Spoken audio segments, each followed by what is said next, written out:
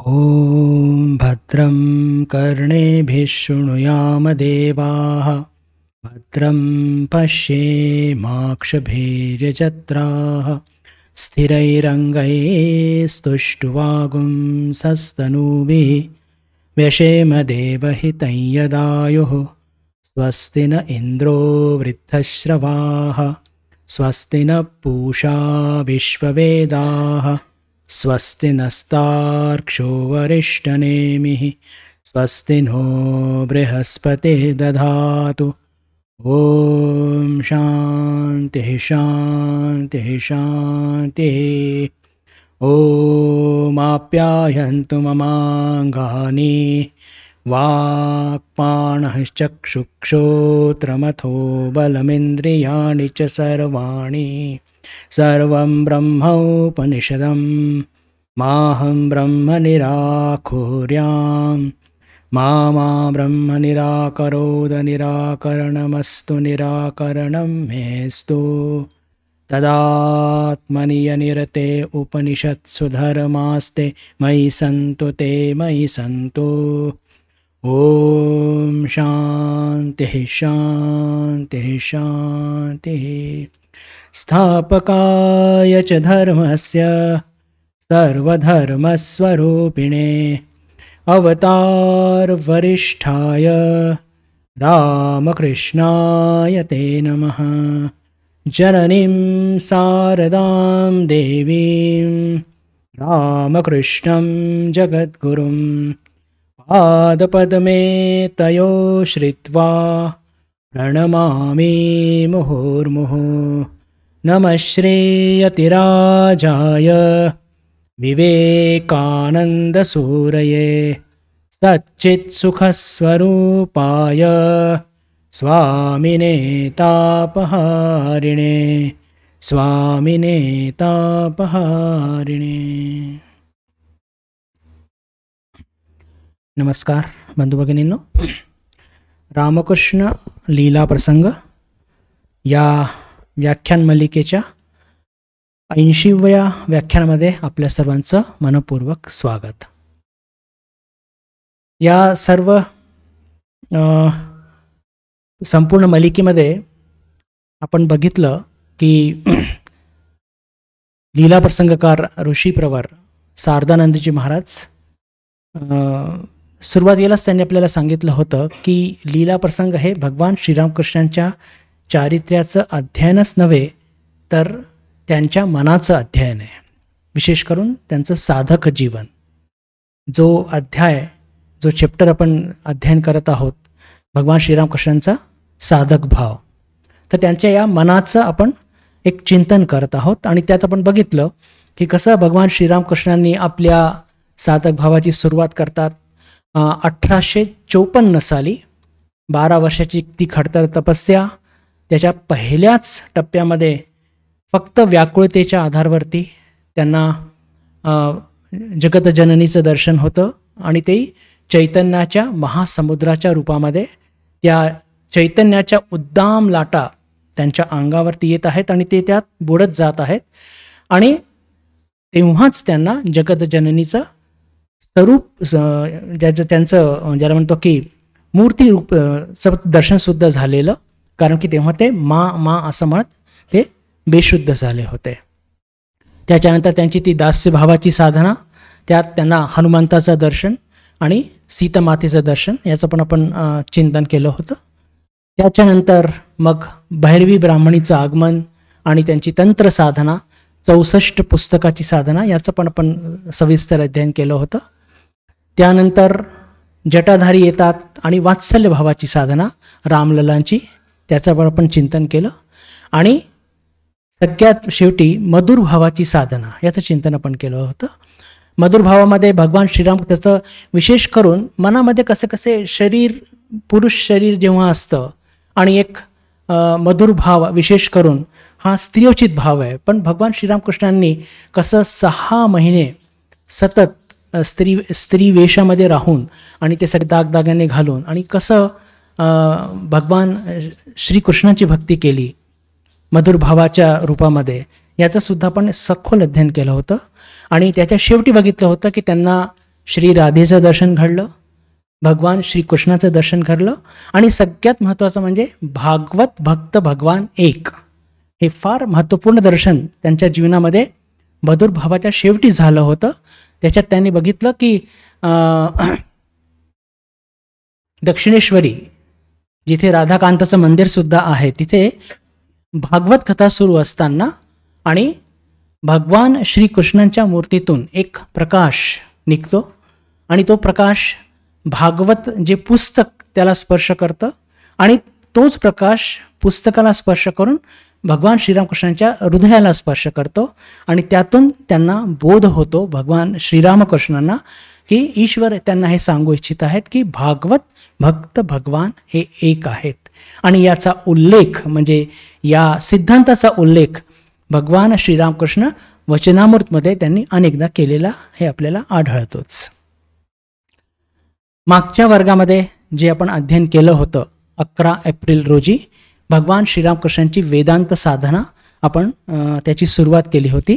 त्याची थोडीशी उजळणी करून घेऊ आणि आपण त्यात हे बघितलं की भगवान श्रीरामकृष्णांनी जवळपास 9 वर्षांची त्यांच्या या प्राथमिक सगळ्या साधना झाल्यानंतर म्हणजे जवळपास आपण बघूया तर 1862च्या जवळपास त्यांनी वेदांत साधनाला सुरुवात केली होती.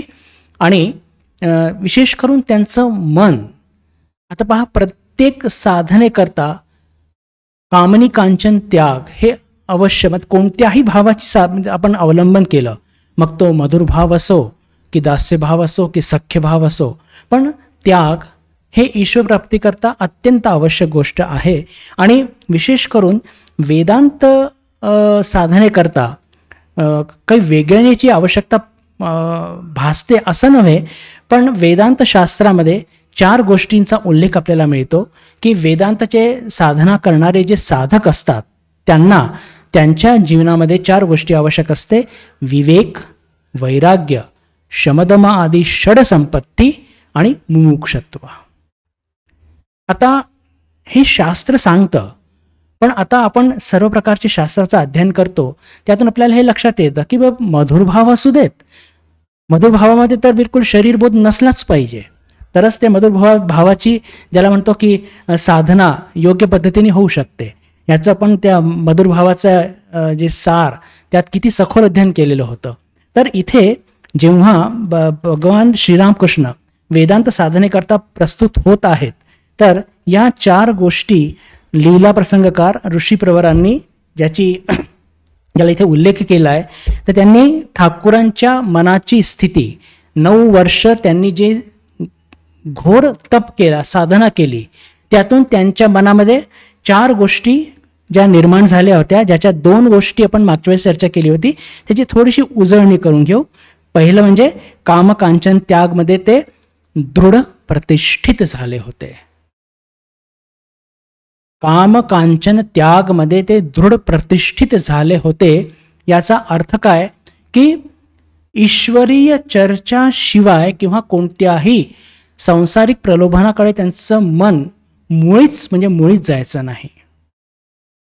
हे त्यांच्या 9 वर्षाचे त्यांना झालेले ते सगळे दिव्य दर्शन, दिव्य अनुभव, त्याचाच हा परिणाम होता.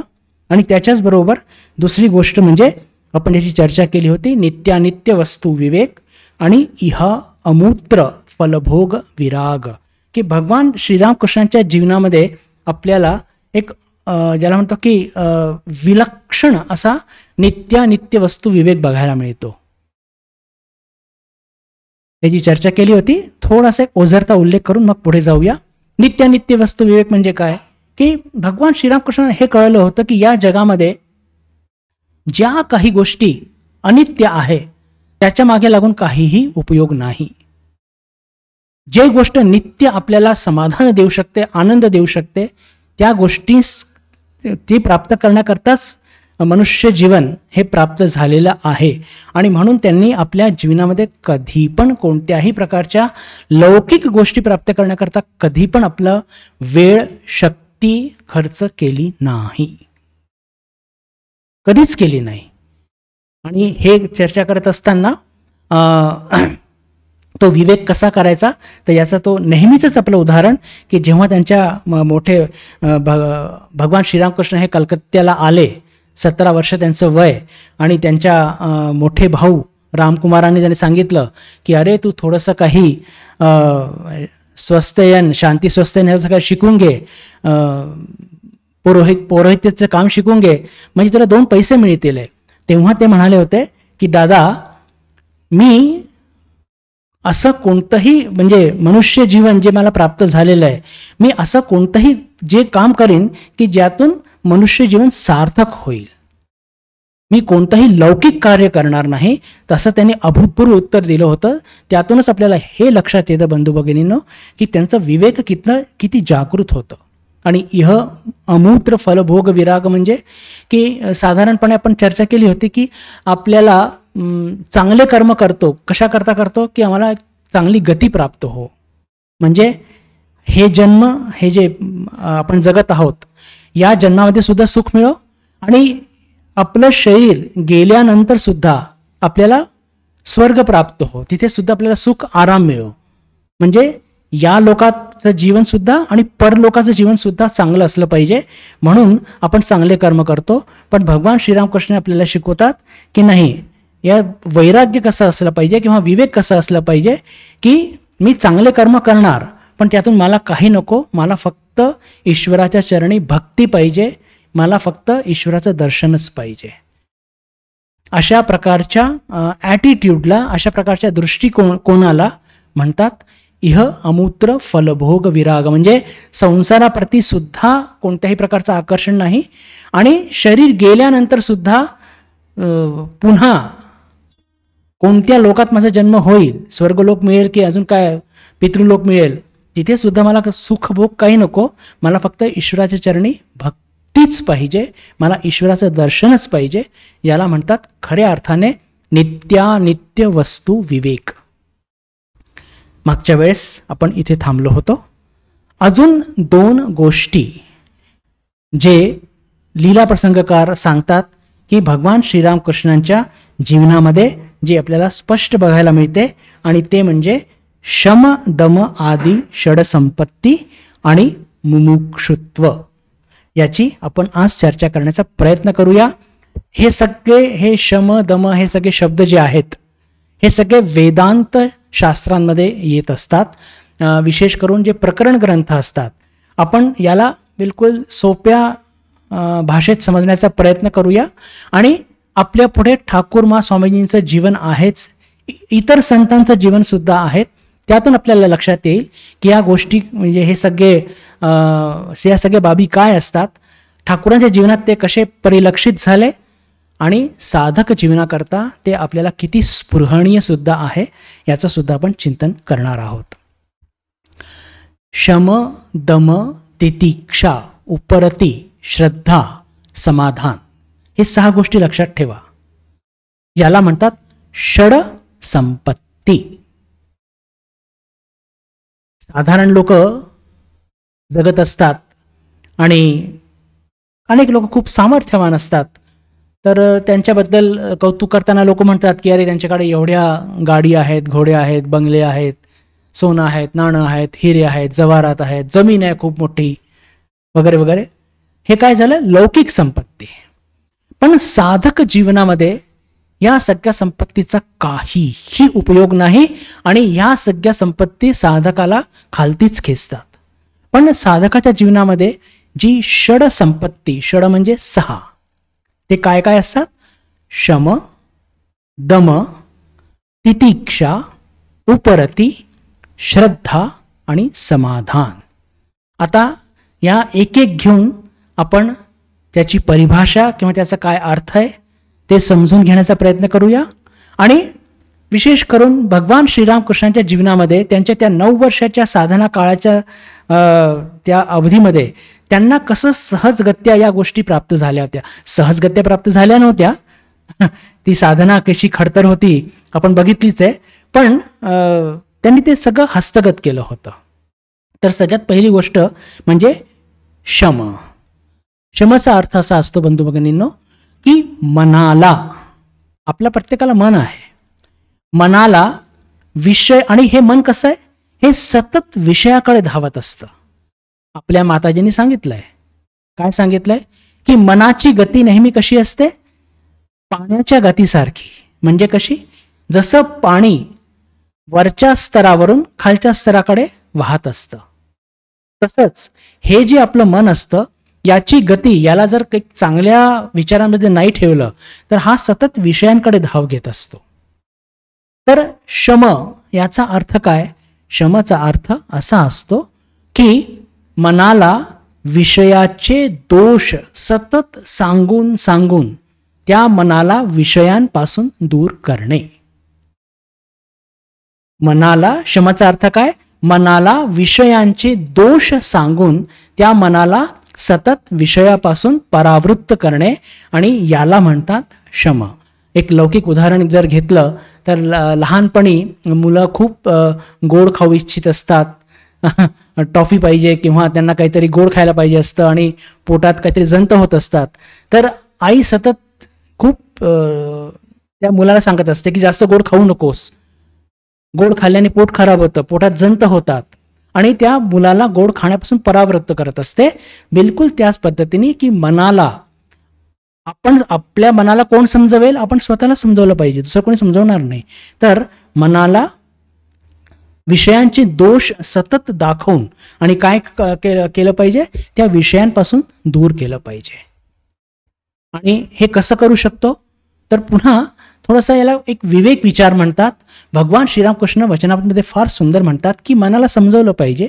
कसं, की रे मना, पैशाने काय होत असतं,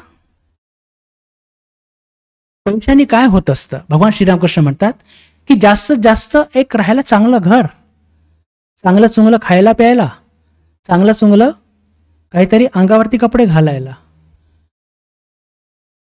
पैशाने काही ईश्वर प्राप्ती होऊ शकत नाही, आणि म्हणून पैसा हा कधी पण मनुष्य जीवनाचा उद्दिष्ट होऊ शकत नाही. पहा, अशा प्रकारे मनाची समजूत घालून मनाला सगळ्या प्रकारच्या सांसारिक विषयांपासून दूर करणे, याला म्हणतात शम, याला म्हणतात शम. आणि जर आपण बघितलं बंधू भगिनींनो, भगवान श्रीरामकृष्णाच्या जीवनामध्ये असे अनेक प्रसंग आहे. आज आपण एक दोन उदाहरणं बघूया, स्वामीजीच्या जीवनातले काही उदाहरणं बघूया. त्यातून लक्षात येईल की हे कसं आपल्या मनाला त्या विषयांचे दोष दाखवून या सगळ्या महापुरुषांनी त्या विषयांना आपलं मन गुंतू दिलं नाही. एक घटना, याचा उल्लेख नक्कीच मी कधीतरी केला आहे, 80 वर्ग झालेले आहेत. तर पण या संदर्भात पुन्हा त्या घटनेचा उल्लेख करणं फारच प्रासंगिक होईल. की एकदा भगवान श्रीरामकृष्णांना एक फार काहीतरी किमती एक शॉल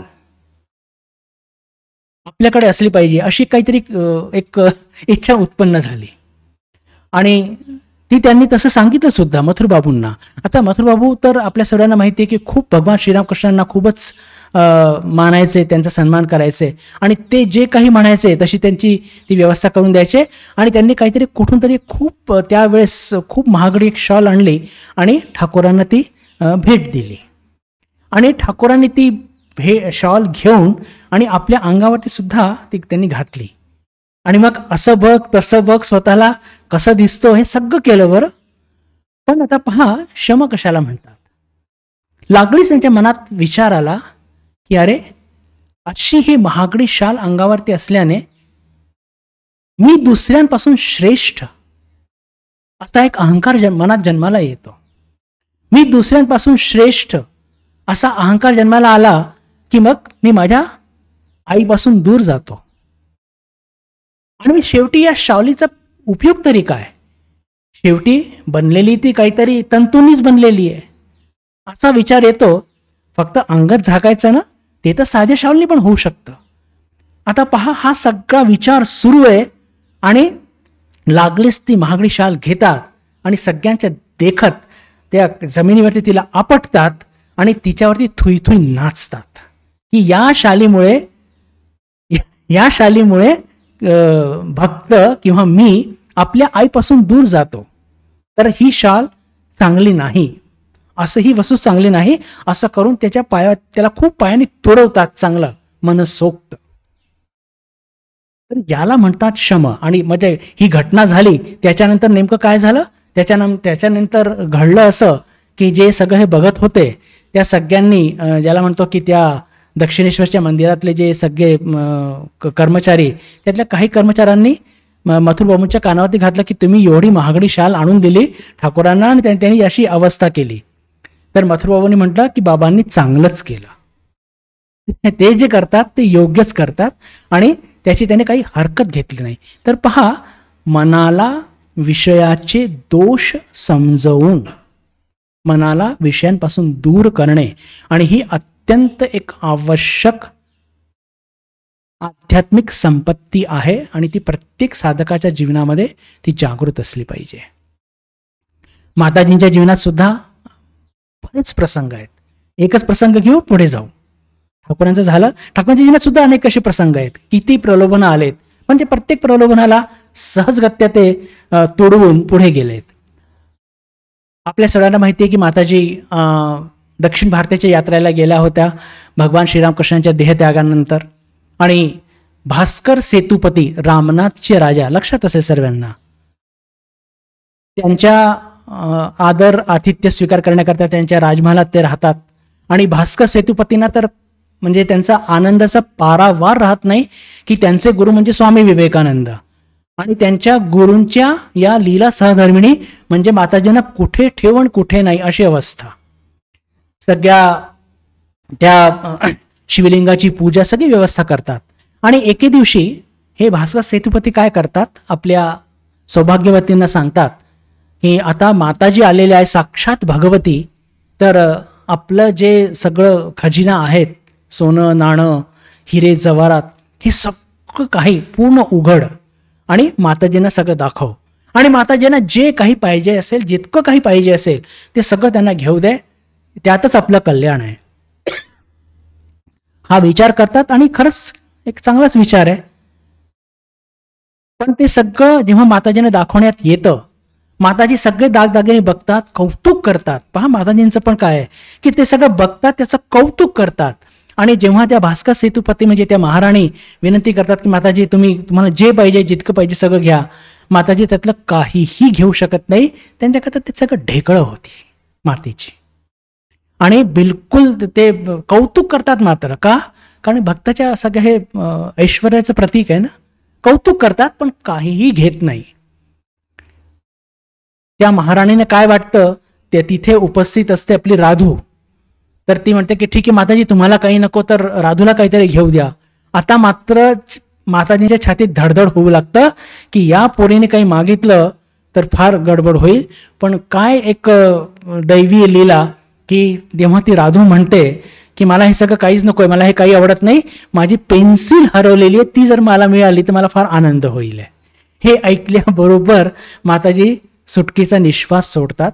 तर बंधू भगिनींनो, हे मुद्दाम का सांगतोय की पहा, इतकं सगळ्या गोष्टी सहजगत्या उपलब्ध असून सुद्धा साक्षात भगवती या सगळ्या गोष्टींकडे संपूर्णपणे आपलं म्हणजे दुर्लक्ष करतात.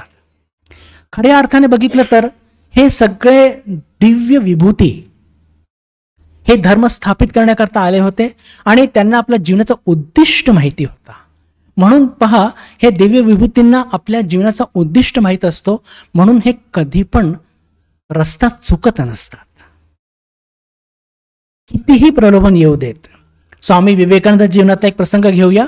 फारच बोलका आणि सुंदर प्रसंग आहे की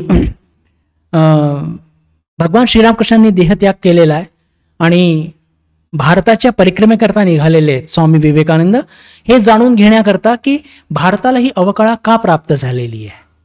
आणि फिरता फिरता ते मैसूर, तेव्हा ते राज्य होतं, मैसूरचे राजा चामराज वाडियार त्यांचे ते अतिथी आहेत. आणि ते फार गुणग्राही असे राजा होते. स्वामीजींना पण त्यांच्याशी चर्चा करून खूप आनंद प्राप्त होत होता. आणि एके दिवशी त्यांच्या एका मंत्रीनी स्वामीजींनी विनंती केली की तुम्ही आमच्या या मैसूरच्या बाजारात माझा जो स्वीय सचिव आहे, माझा पर्सनल असिस्टंट तुम्हाला घेऊन जाईल आणि तुम्हाला जे काही घ्यायचंय म्हैसूरच्या राज्यातून, या बाजारातून जितकं काही घ्यायचंय ते तुम्ही सगळं घेऊ शकता, पैशाची काही काळजी करू नका. स्वामीजी सुद्धा गुणग्राही होते आणि ती सुंदर बग्गी सजवलेली, चला आपण जाऊया. आता ते स्वीय सचिव PA त्यांच्या हातात चेकबुक, की स्वामीजींना जे काही पाहिजे सगळं घेऊन देऊ आपण. स्वामीजी बसलेले आहेत आणि ते PA बसलेले आहेत आणि संपूर्ण बाजार ते फिरतात. स्वामीजी सुद्धा मी सांगितलं आत्ताच की आपल्या सर्वांना माहीत पण आहे गुणग्राही होते. त्यांना म्हैसूरमध्ये फार चांगलं नक्काशी काम होत असतं चंदनाच्या लाकडावरती. स्वामीजी सगळं ते बघतात की काय छोट्या छोट्या गोष्टींवरती सुंदर नक्काशी केलेली, सोन्याचं काम किती चांगलं, हे ते जे काही त्यांना शक्य होतं ते सगळं बघतात, पण घेत काहीच नाही. आता 3-4 तास फिरल्यानंतर नुसतं त्या कलाकृतींचं कौतुक करतात, ते पण घेत काहीच नाहीये. आता हे जे स्वीय सचिव हे फार अस्वस्थ होतात आणि आता स्वामीजींना भूक लागते, म्हणतात चला आपण महालात जाऊ आपण. तर ते स्वीय सचिव म्हणतात की अहो पण तुम्ही काहीच घेतलं नाही. तर ते म्हणतात की अहो मला या सगळ्या गोष्टींची काही आवश्यकता नाही आणि मी फिरता संन्याशी, मी कुठे ठेवणार या सगळ्या गोष्टी, मला यात काही फार रस नाहीये. तुमच्या कलाकृती बघितल्या आणि फार कौतुकास्पद आहे सगळं, पण ते म्हणतात की पहा तुम्ही काहीच नाही घेतलं तर आमच्या मंत्रींचं, आमच्या राजाचा अपमान होईल, तुम्ही काहीतरी तर घेतलंच पाहिजे. हे पण तेवढंच खरं. तर स्वामीजी काय करतात, आपल्या सर्वांना माहितीच आहे की स्वामीजी धूम्रपान करायचे. तर इतकं सगळं त्यांच्याकडे ते इतक्या सगळ्या महागड्या वस्तू सोडून स्वामीजींनी काय घेतलं तर एक तिथे उपलब्ध असलेला एक सिगार घेतला आणि बिलकुल ज्याला म्हणतो की एक राजाप्रमाणे, जगताचा राजा, आणि त्या सिगारचा ते आस्वाद घेत होते. बंधू भगिनींनो, या घटनेच्या मागे फार मोठा एक अर्थ आहे बरं. स्वामीजी जगातले राजा होते. कसे राजा होते की सगळं जग जणू काही त्यांच्या हातात आहे, पण त्याची काही त्यांना आवश्यकता नाहीये. हे वर्णना केलेली आहे एका त्यांच्या इंग्लंडच्या भक्ताने. स्वामीजी जेव्हा लंडनच्या रस्त्यावरती चालायचे तर त्यांची जे चालण्याची ऐट कशी होती, त्या ऐटचं वर्णन करताना त्या भक्तांनी लिहिलंय, मी त्याचं नाव विसरतोय त्या भक्तांचं, त्यांनी लिहिलंय की he was walking on the streets of the United Kingdom as if he is the king of the whole world, but he don't want anything. या संपूर्ण जगाचे ते राजा आहेत, पण या जगातले कोणतीही वस्तूची त्यांना काहीही आवश्यकता नाही. इतक्या ऐटीत स्वामीजी असायचे. आणि ती ऐट कुठून आली होती, आत्मसाक्षात्कारातून आलेली होती, ती काही फालतूची ऐट नव्हती. तर म्हणण्याचा अर्थ काय, आपली चर्चा षडसंपत्तीवरनं सुरू झाली. शम, दम, तितिक्षा, उपरती, श्रद्धा, समाधान. तर शम म्हणजे काय, शमचा अर्थ की आपल्या मनाला विषयांचे दोष सतत सांगून मनाला विषयांपासून परावृत्त करणे म्हणजे शम. आणि हे जे 3 उदाहरण आपण आता घेतले, तर हे आपण बघतो की कसं ठाकूर महाराज स्वामीजींच्या किंवा इतर सर्व संतांच्या जीवनात बघतो की हे कधी प्रलोभनात पडत नाही. का, आपल्या मनाला ते सतत समजवतात की या सगळ्या मातीच्या ढेकळ्यामध्ये काहीही अर्थ नाहीये आणि इथून आपण परावृत्त होणे हेच अपेक्षित आहे. तर षडसंपत्तीपैकी सगळ्यात पहिली आणि अतिशय महत्त्वपूर्ण, आणि महत्त्वपूर्ण कोणत्या अर्थाने, कारण की पहा याच्यामध्ये आपल्याला आपल्या मनाला समजवायचं आहे आणि मन किती चंचल आणि किती तीव्र असतं हे आपल्या सर्वांना माहिती आहे. या क्षणी इथे आहे, दुसऱ्या क्षणाच्या अर्ध्यामध्ये तो न्यूयॉर्कला सुद्धा पोहोचू शकतो. इतकी ताकद या मनाची आहे. अशा मनाला समजवणं, कह्यात ठेवणं किती अवघड आहे, आणि विशेष करून विषयांपासून दूर ठेवणं. तर ही झाली पहिली संपत्ती, शम. आता हे आपण सगळं का चर्चा करत आहोत की भगवान श्रीरामकृष्णांची वेदांत साधना सुरू होणार आहे आणि वेदांत शास्त्रांमध्ये या सगळ्या गोष्टींना खूप महत्त्व आहे. तर थ्योरिटिकली हे सगळं ऋषीप्रवर आपल्याला सांगत आहेत. या सगळ्या गोष्टी 9 वर्षाच्या तीव्र साधनेमुळे भगवान श्रीरामकृष्णांनी हस्तगत केलेल्या आहेतच, आपण ते बघितलंच. आता दुसरी जी संपत्ती आहे त्याच्याकडे आपण लक्ष देऊया, दम. पहिली झाली शम, दुसरी आहे दम. दमचा अर्थ काय, बंधू भगिनींनो, पहा, वेदांत शास्त्र सांगतं किंवा आपल्या सर्वांना माहीत पण आहे, ही साधारणशी गोष्ट आहे की आपल्याला 5 ज्ञानेंद्रिय आहेत आणि 5 कर्मेंद्रिय आहेत. ज्ञानेंद्रिय म्हणजे की ज्यांच्या माध्यमातून आपण ज्ञान घेत असतो. डोळे, कान, नाक, त्वचा आणि जिव्हा, हे झाले 5 ज्ञानेंद्रिय. कानाने ऐकतो, डोळ्याने बघतो, जिव्हाने स्वाद घेतो, त्वचेने आपण स्पर्श अनुभवतो. खूप गरमी आहे, AC लावा, खूप थंडी आहे, हीटर लावा, बरोबर ना. म्हणजे त्यातून काहीतरी ज्ञान किंवा सुख प्राप्त करतो.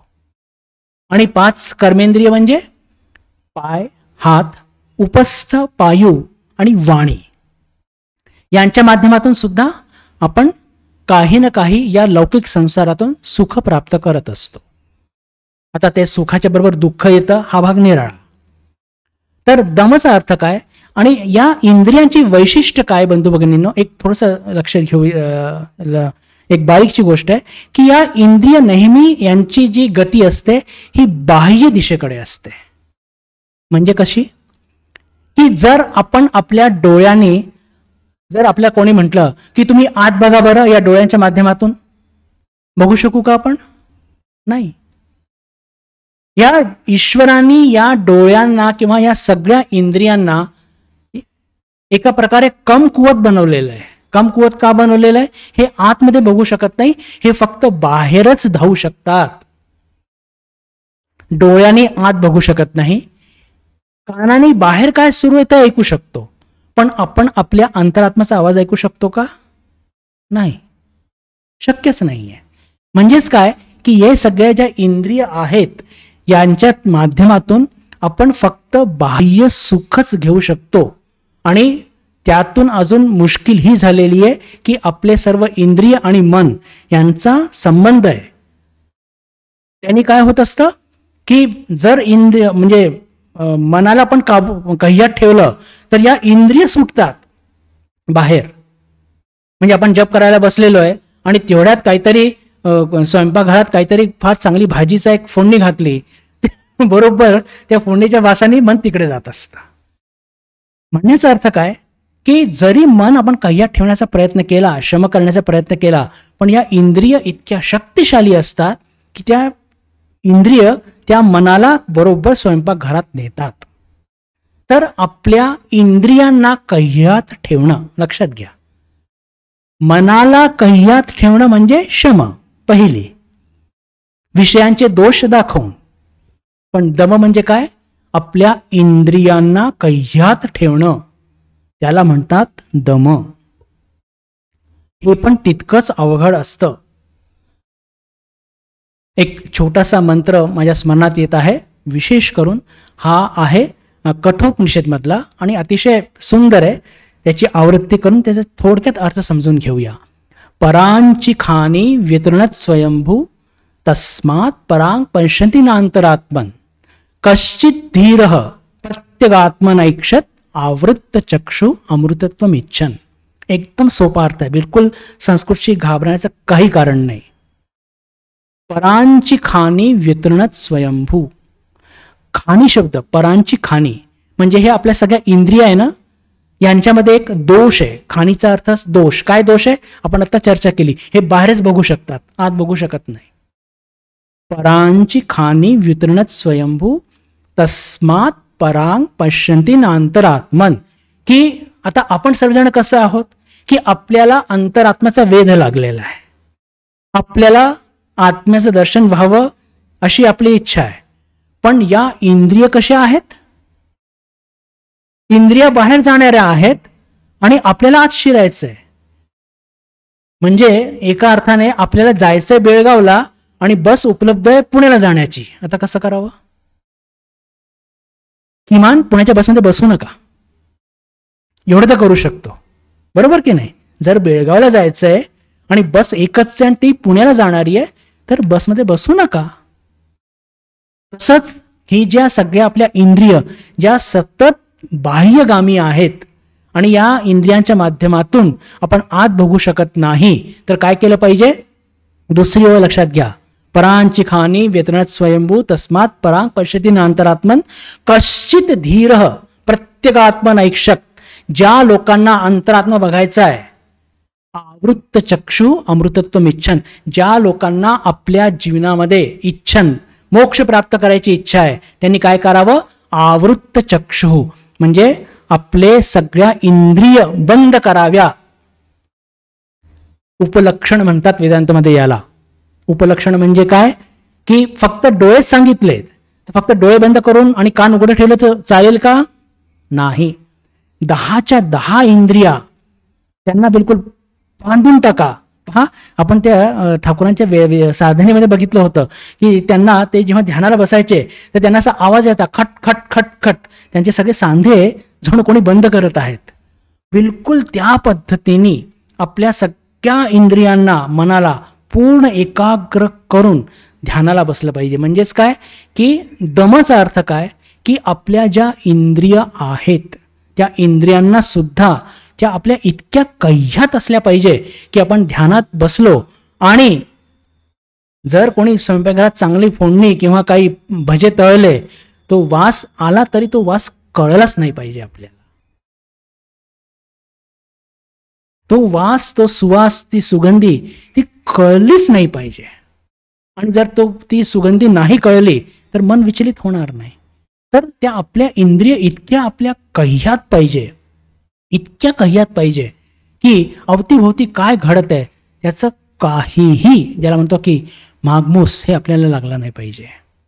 भगवान श्रीरामकृष्णाच्या जीवनामध्ये या दमच्या संदर्भामध्ये जर सांगायचं तर आपण किती वेळा वचनामृतमध्ये वाचतो की भगवान कृष्णांच्या शरीराला जर काही नाणं सोडा, कोणत्याही प्रकारचं जर धातू स्पर्श झाला तर लागलीच त्यांचे हात वळून जायचे. हात हा पण एक कर्मेंद्रिय आहे की नाही? म्हणजे पहा की त्यांचं ते किती म्हणजे रिपल्शन होतं या सगळ्या धातूंप्रती म्हणा किंवा त्या नाण्याप्रती म्हणा. तर यालाच म्हणतात की जसं काही स्पर्श झाला. एकदा आपल्या सगळ्यांना माहितीच ही घटना की स्वामीजींनी मुद्दामून त्यांच्या बिछाण्याच्या खाली एक नाणा ठेवला जेव्हा संवाद सुरू होता आणि भगवान श्रीरामकृष्ण कुठे बाहेर जातात आणि ती संधी साधून स्वामीजी एक नाणा त्यांच्या बिछाण्याच्या खालती ठेवतात आणि ठेवल्याबरोबर भगवान श्रीरामकृष्ण जशी बसतात तर ते सगळे विंचू चावल्यासारखे उठतात. आणि उठल्यानंतर काय झालं सगळे लोक बघतात, जे इतर लोक की काय झालं, काही चावलं का वगैरे. आणि त्यांची जी गादी थोडीशी उलटतात, खालती एक तो खन्न करून तो नाणा पडतो आणि नाणा पडल्याबरोबर ठाकूरांच्या लक्षात येतं आणि ते स्वामीजींकडे बघतात, नरेंद्रकडे, आणि ते थोडेसे लाजेने चूर झाले असतात. पण ठाकूरांना ते खूप आवडतं आणि ते प्रसन्नच होतात. तर ही स्थिती असते की आपल्या ज्या सगळ्या इंद्रिय हे आपल्या कह्यात असल्या पाहिजे. डोळ्यामध्ये बघून सुद्धा त्या गोष्टी जणू काही दिसत नाहीये. म्हणजे समजा काही प्रलोभन आपल्या डोळ्यापुढे आले तरी सुद्धा आपले चक्षु विचलित होत नाहीये. ही स्थिती म्हणजेच दम. आणि हे भगवान श्रीरामकृष्णांच्या जीवनामध्ये आपण अनेक प्रसंग तसे वाचत असतो. तर हे जे षडसंपत्तीपैकी पहिलं झालं शम, दुसरं झालं दम. शम झालं मनाला विषयांचे दोष सारखे सारखे सांगून मनाला विषयांपासून परावृत्त करणे म्हणजेच शम.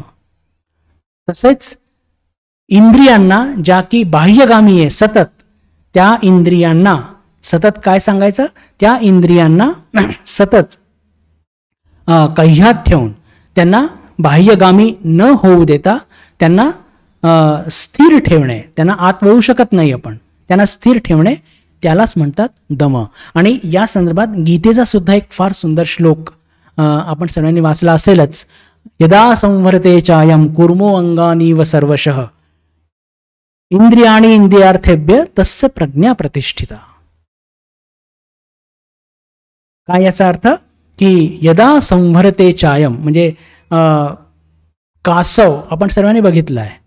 त्या कासवाचं काय वैशिष्ट्य असतं, कासवाला जर असं वाटलं त्याला कुठल्या प्रकारचा धोका आहे तर तो काय करतो की आपले सगळे अवयव आपली मान सकट तो त्याच्या त्याचं शरीर असतं त्याच्या आतमध्ये घेऊन घेतो आणि मग त्याला कितीही तोडफोड करण्याचा प्रयत्न केला तरी तो काही बाहेर त्याचे अवयव काढत नाही आणि म्हणून त्याचं आयुष्य खूप असतं, 100 वर्षापेक्षा जास्त ते जगतात. तर हेच उदाहरण देऊन की यदा संवर्ते चायम कूर्मो अंगानीव सर्वशः इंद्रियाणी इंद्रियार्थेभ्य तस्य प्रज्ञा प्रतिष्ठिता. म्हणजेच काय की जेव्हा एखाद्या साधक त्याच्या इंद्रिय 10 इंद्रिय ज्ञानेंद्रिय आणि कर्मेंद्रिय विषय आले म्हणजे धोका आला हे बघितल्याबरोबर जेव्हा ते सावध होतात आणि अंतर्मुखी होतात तेव्हा त्या साधकाची बुद्धी ही स्वमध्ये प्रतिष्ठित झालेली असं समजावं, असं ते गीतेच्या 2ऱ्या अध्यायामध्ये भगवान श्रीकृष्ण सांगतात. तर या गोष्टी भगवान श्रीरामकृष्णाच्या जीवनामध्ये सुद्धा आपण विशेष करून बघतो की जेव्हा मथुरबाबू त्यांना असं वाटतं की अतिशय ब्रह्मचर्य खूप ज्याला म्हणतो की स्ट्रिक्टली फॉलो केल्याने यांच्या डोक्यात बिघाड झालेला आहे असा विचार करून ते त्यांना वाईट ठिकाणी नेतात आणि तिथे भगवान श्रीरामकृष्णांची जी वागणूक असते त्यातूनच आपल्याला लक्षात येतं की बिलकुल त्यांचं आपल्या ह्या सगळ्या ज्याला म्हणतो की ज्ञानेंद्रिय कर्मेंद्रियवरती किती संयम जबरदस्त होता. तर हे झालं 2री संपत्ती आणि ती म्हणजे दम. तर 3री आपण घेऊया आणि ती म्हणजे अतिशय स्पृहणीय आहे आणि ती म्हणजे तितिक्षा.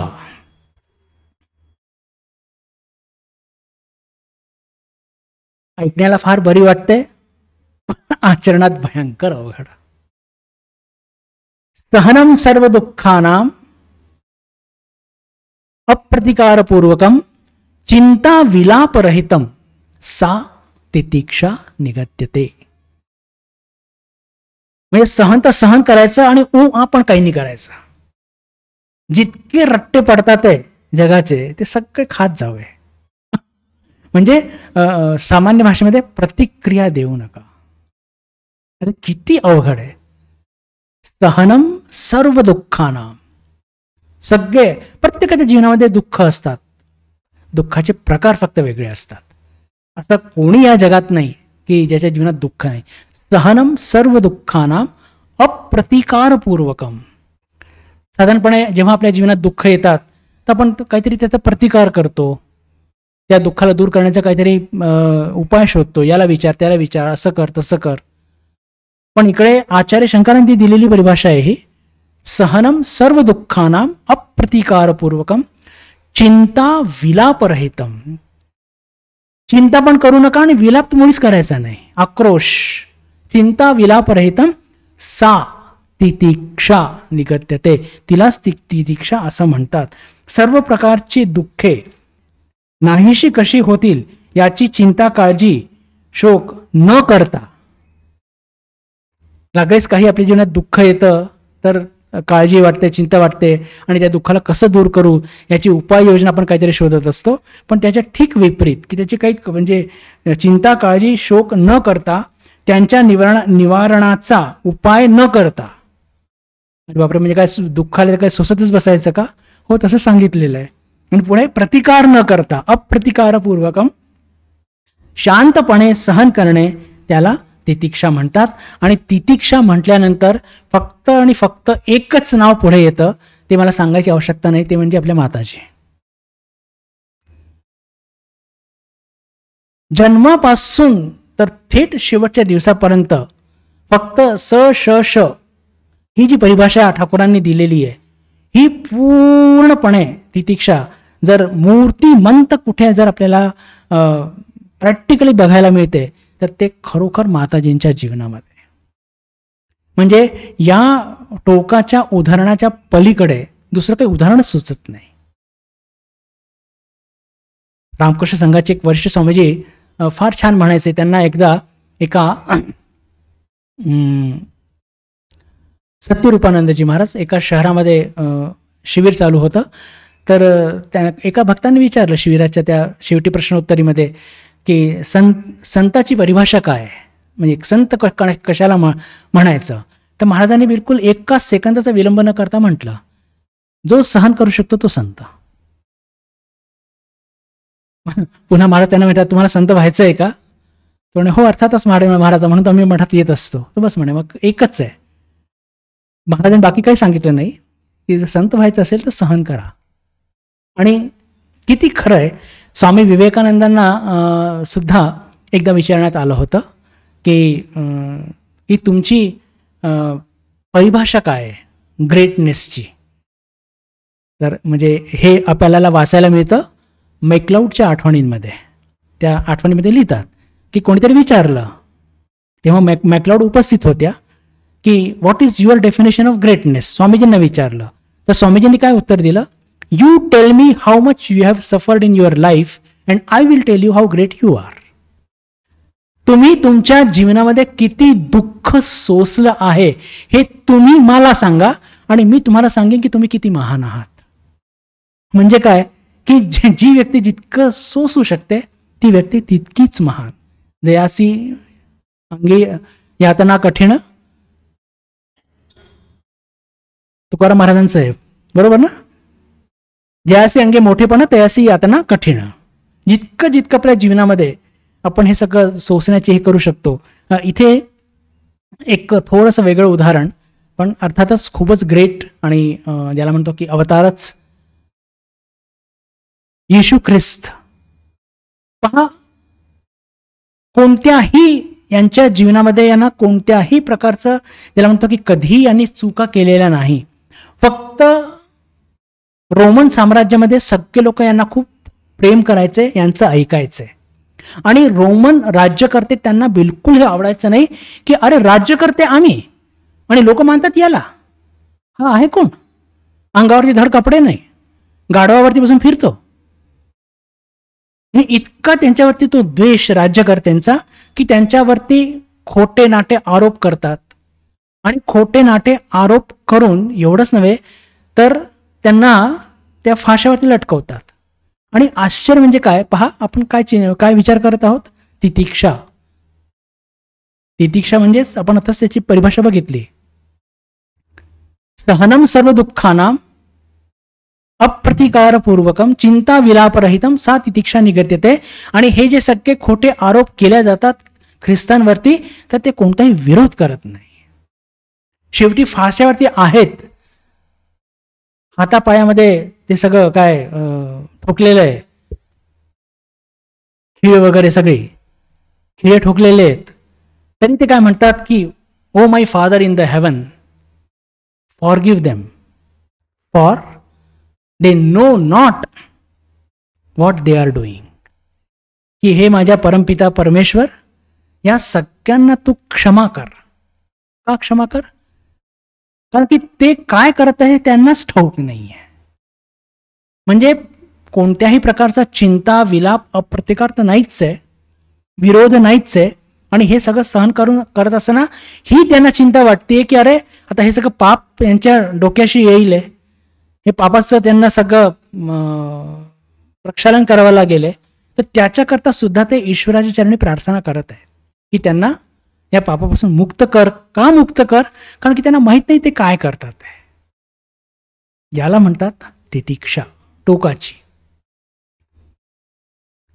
माताजींच्या जीवनामध्ये तर असे इतके प्रसंग आहेत की ते म्हणजे पूर्ण जीवनच त्या प्रसंगांनीच भरलेलं आहे. प्रभू रामचंद्रांच्या जीवनामध्ये सुद्धा बघतो आपण की केवढी त्यांच्या जीवनामध्ये तितिक्षा आहे. म्हणजे कधी पण प्रभू रामचंद्रांनी आपल्या जीवनामध्ये इतके दुःख सोसले पण कधी तत्व सोडले नाही. प्रभू रामचंद्रांनी इतके म्हणजे लहानपणापासून पहा, जन्म झाला, गुरुच्या घरी गेले, आले, आता राज्याभिषेक होणार, तर वनवास मिळाला. वनवास संपताना तिथे सीतामाईंचं अपहरण झालं, रावणाशी युद्ध झालं. येता पुन्हा ज्याला म्हणतो की सीता त्याग, आणि ह्या सगळ्या किती गोष्टी. म्हणजे पण कुठे पण प्रभू रामचंद्रांच्या जीवनामध्ये इतकी सगळी दुःख आलीत पण ते कधी तत्वापासून ढळलेले असे कधीच आपल्याला दिसत नाही. हेच त्या चारित्र्याचं वैशिष्ट्य आहे. तर जिथे म्हणजे आपल्याला हे स्वामीजी सांगतात की how much you have suffered in your life, you tell me and I will tell you how great you are. त्यातून ह्या सगळ्या गोष्टी आपल्याला हे लक्षात येतात. भगवान श्रीकृष्णांचं जीवन जर वरच्यावर बघितलं तर आपल्याला वाटतात की अरे नेहमी आनंदी आणि प्रसन्न असणार आहे, पण त्यांनी सुद्धा आपल्या जीवनात खूप सोसलं आहे. फक्त त्याचं प्रगटीकरण वेगळ्या पद्धतीने आहे म्हणून आपल्याला तसं वाटतं.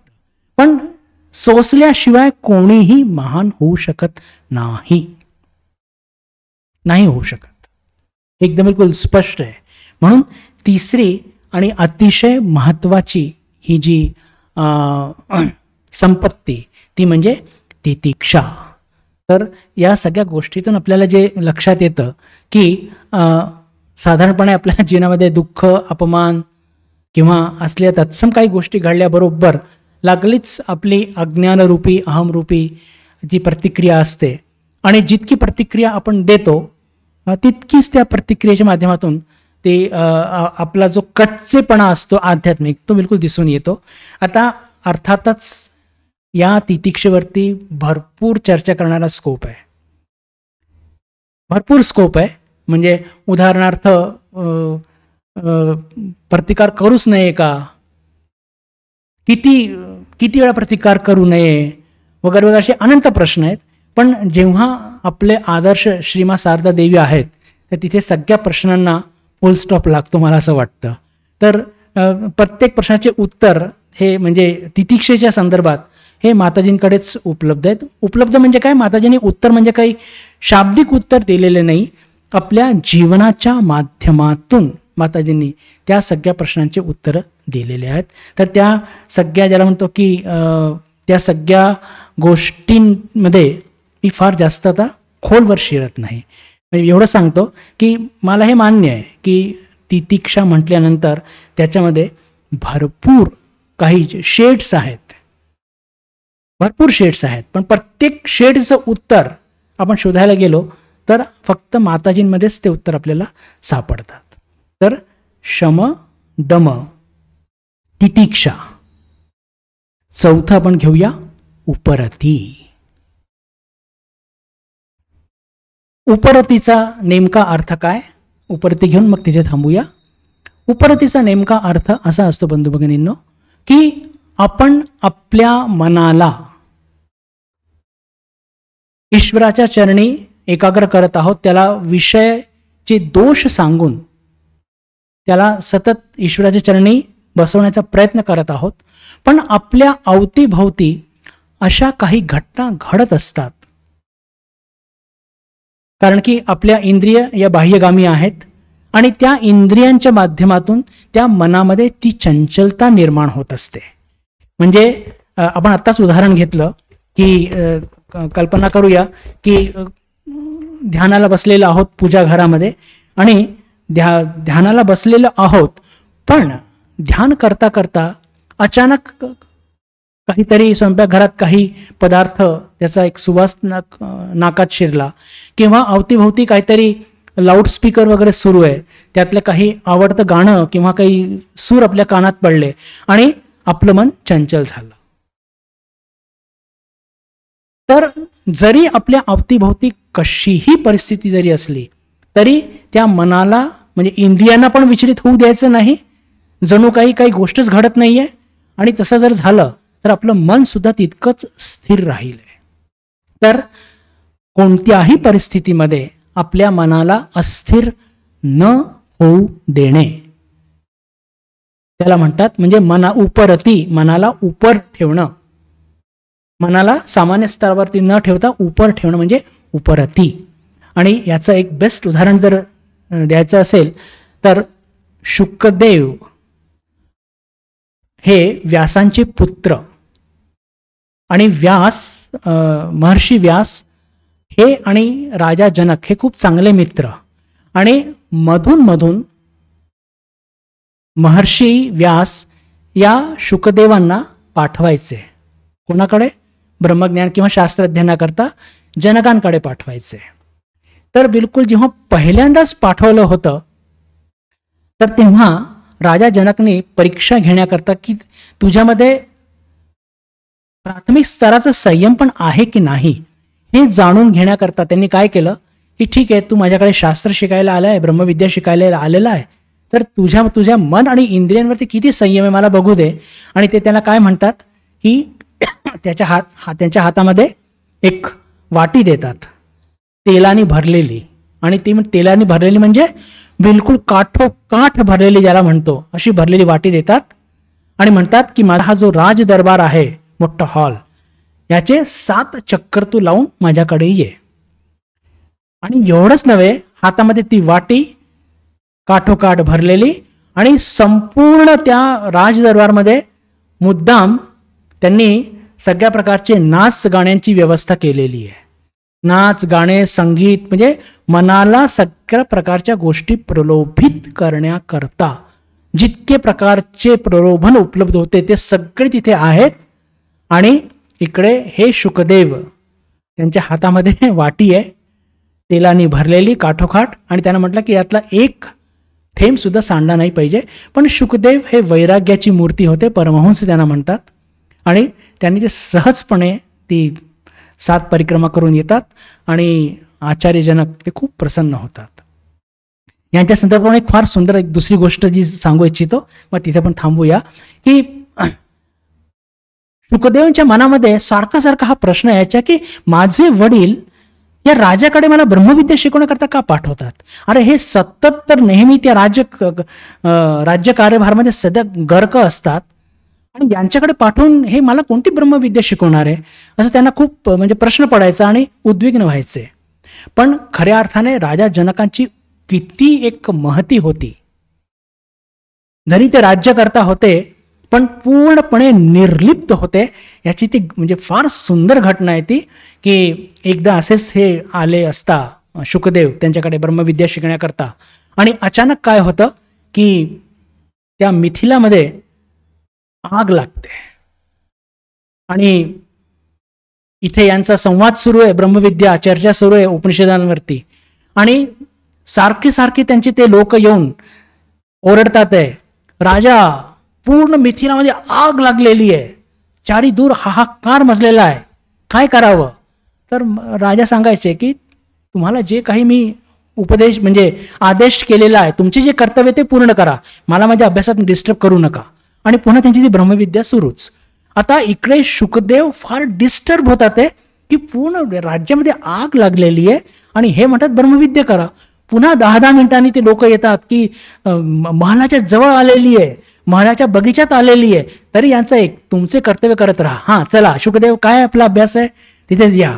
असं हे करता करता जेव्हा बिलकुल आता की राज दरबारमध्ये आलेली आहे, तेव्हा शुकदेव राहू शकत नाही. म्हणतात की अहो माझी ती धोत्राची गाठोडी मला घेऊ द्या, नाही तर ती जळून जाईल.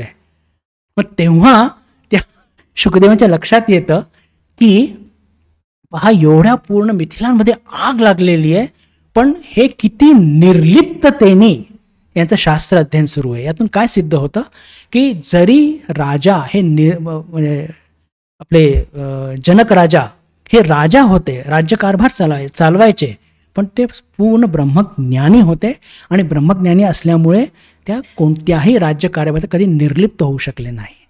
आणि हीच त्यांची ती महती आहे. थोडी वेगळी गोष्ट आहे, पण त्यातून राजा जनकाची महती आपल्याला लक्षात येते. तर पहिली गोष्ट आपण जी ऐकली की शुकदेव यांचं आपल्या मन आणि इंद्रियांवरती पूर्ण ताब्या होता, म्हणून त्या वाटी घेऊन 7 चक्कर आरामात ते लावू शकले, आणि मग त्याच्या पुढे त्यांनी राजा जनकाने त्यांना आपलं शिष्य म्हणून स्वीकार केलं होतं. तर याला म्हणतात उपरती. आज आपण काय काय शिकलो? शम, दम, तितिक्षा आणि उपरती, या 4 गोष्टींचा आपण ही षडसंपत्तीपैकी आता पुढच्या वर्गामध्ये आपण घेणार आहोत श्रद्धा आणि समाधान. श्रद्धा अत्यंत आवश्यक, आणि समाधान हा फक्त ब्रह्मतत्वामध्येच असला पाहिजे, आणि तिथेच समाधान प्राप्त खऱ्या अर्थाने होतो. कारण की लौकिक गोष्टीमध्ये कधीही समाधान प्राप्त होत नसतं. का? आज पुरणपोळी आवडते तर 4 दिवसांनी ते पण त्यातून आपलं मन उडून जातं, मग आपल्याला लाडू लागतात. 4 दिवस लाडू खाल्ल्याने पुन्हा आपलं मन तिथे समाधान त्याला मिळत नाही, मग त्याला पाहिजे जिलबी. तर म्हणजे लौकिक गोष्टीमध्ये कधी पण समाधान नसतं. समाधान हे फक्त ब्रह्मतत्वातच असतं आणि ते खरं समाधान आहे. त्याची चर्चा आपण येत्या वर्गात करणार आहोत. आज आपण इथेच थांबूया. ओम शांती शांती शांती. हरि ओम तत्सत. श्रीरामकृष्णार्पणमस्तु.